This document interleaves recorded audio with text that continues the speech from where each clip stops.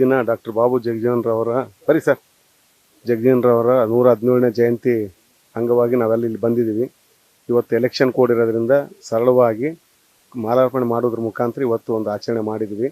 ಈಗಾಗಲೇ ಜಿಲ್ಲಾಧಿಕಾರಿಗಳು ಮತ್ತು SP ಅವರು ಮತ್ತು ನಮ್ಮ CO ಅವರೆಲ್ಲ ಬಂದು ಅಧಿಕಾರಿ ವರ್ಗದವರು ಮಾಡಿದ್ದಾರೆ. ನಾವು ಸಹ ಬೇರೆ ಬೇರೆ ಸಂಘದ ಮುಖಂಡರುಗಳು, ದಲಿತ ಮುಖಂಡರು ಎಲ್ಲ ಬಂದು ಇವತ್ತು ಗೌರವ ನಮನ ಸಲ್ಲಿಸ್ತಾ ಇದ್ದಾರೆ.